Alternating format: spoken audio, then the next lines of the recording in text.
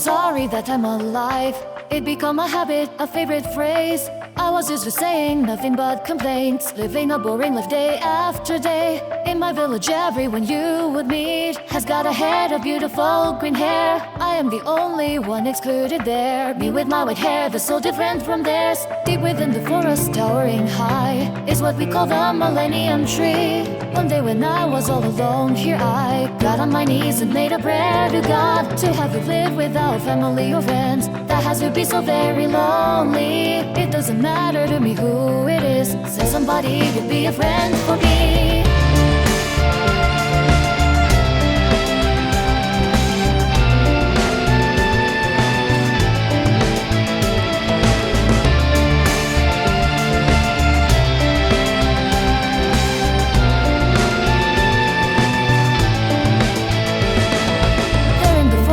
By that old tree, at that spot is where she met me. She had become weak and she collapsed. I rescued her, that's how it all began. And before I knew it, the girl and I grew even closer as the time went by. Even though you wouldn't have thought we would, that girl and I were not at all alike. More than anybody, her hair of green is the most beautiful I've ever seen. She's got a smile and an attitude to match. She's beloved by everyone indeed. The way you act isn't so easy to believe. Why be so kind to somebody like me? I'm inferior, everybody can see. So is it really that you're just dating me?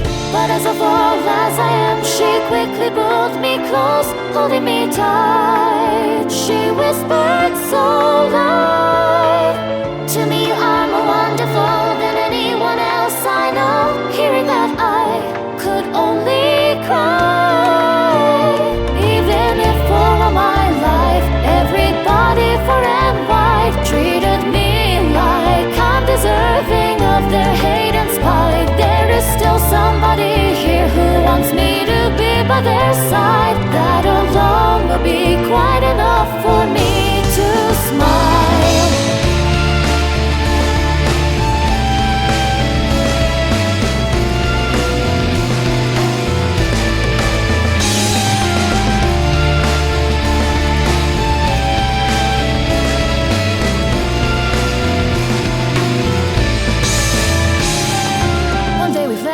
Somewhere far away, living in the city, starting over. Everything here's so unfamiliar. We'll be okay though if we're together. We found our work on a large estate, where we worked for a merchant's wife. We learned to manage every day as mates. That was enough for us to get by. Then during our duties we happened to see a young man with blue hair when he came one day. It didn't take so long for him and her to meet, and that meeting ruined everything. The man was a king who ruled across the sea, and as it so happened, since he fell in love with her, he told the princess he was to marry, that he would not wed her anymore.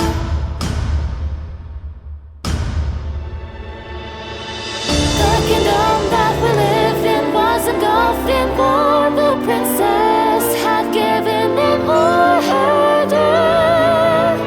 If you don't know who she is, then you should do this instead. Kill her for love, the green-haired woman. Everyone that I knew is forever dead, except me with the white hair that no one else shares. She should have been the one spared, and I should have died in her stead. It shouldn't have been her. Why did this happen? Why?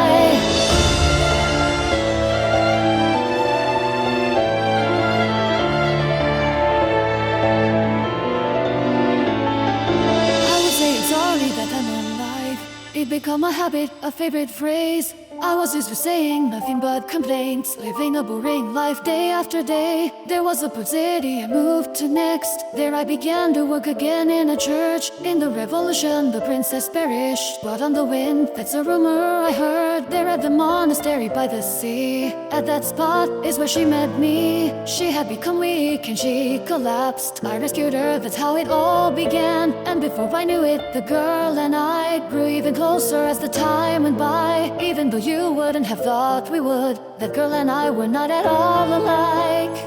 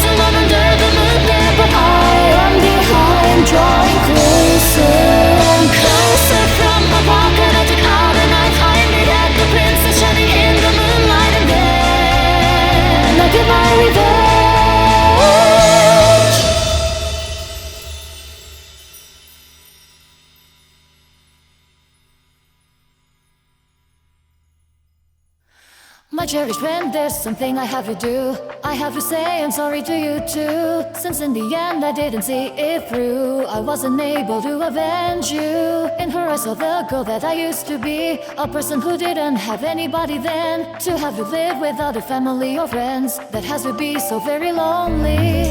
A girl who once knew nothing of work or labor became a little bit better at least at cooking. The treat she baked for us all today, the brioche had actually been made quite nicely, you know. At that moment when I was by the sea,